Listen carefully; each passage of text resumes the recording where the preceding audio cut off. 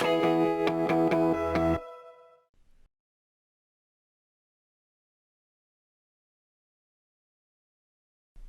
that we understand how devices can be managed one at a time, let's see how to manage devices in bulk.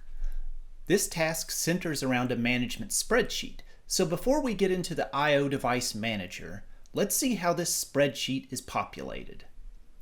The spreadsheet has a very specific format, so rather than build it from scratch, I'll open my project folder in Explorer, navigate up to the version folder, and then down into examples.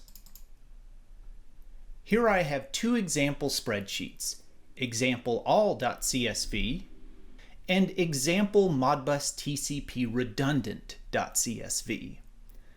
I'll start with one of these, which is something to note. There is no function to export this spreadsheet from an existing project.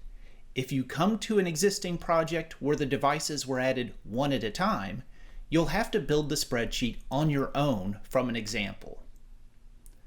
I find example all to be more useful, so I'll copy it into my project folder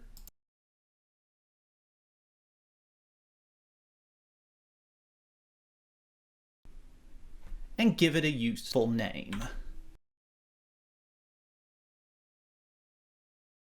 While it's not necessary, I highly recommend keeping the spreadsheet in your project folder so it's backed up with the project.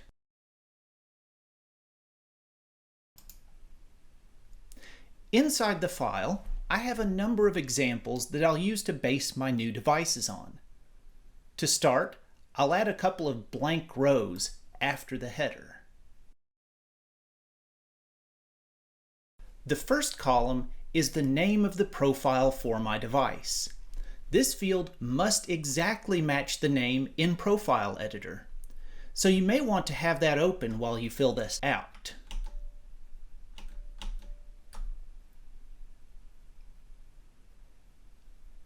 The most common error I have is mistyping this field, so make sure your spaces and underscores match.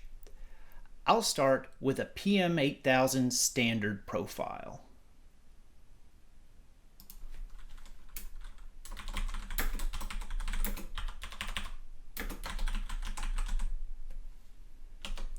Next, the name and equip columns are the I/O device name and equipment name that we used in the wizard, so I'll fill them out as before.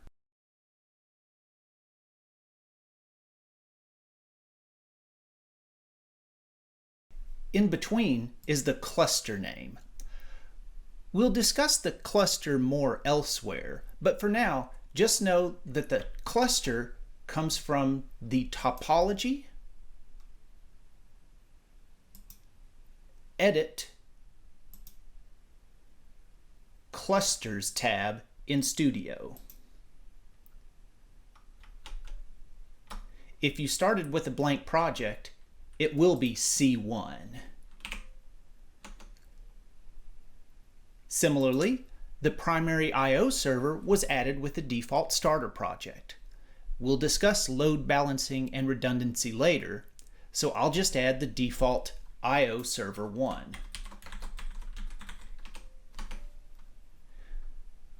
This is also found under Edit, I/O servers in Studio. Comms method is the communication protocol used by the device and must be exactly one of these strings. This column is actually why I started with this example spreadsheet. I can just copy and paste the values as needed.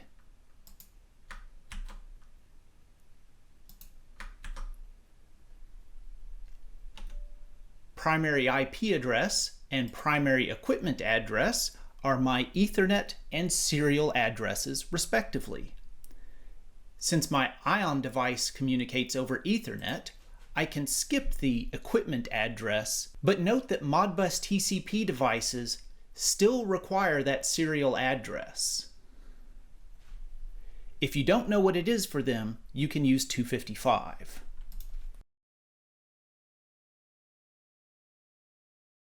If I want to change my port name, I can fill out primary port name, or I can leave it blank to be filled out automatically, which is my preference.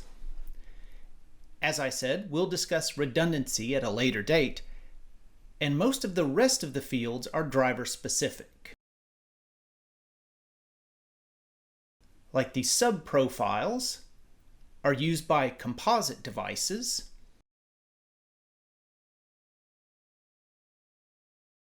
primary port number is used by serial ion devices, and this entire block is used by IEC 61850. We'll talk about them when we discuss their drivers in detail. This is the general format of the I/O Device Manager spreadsheet. I'll finish filling mine out, delete the example rows, and in the next video we'll discuss how this is used. Until then, thank you.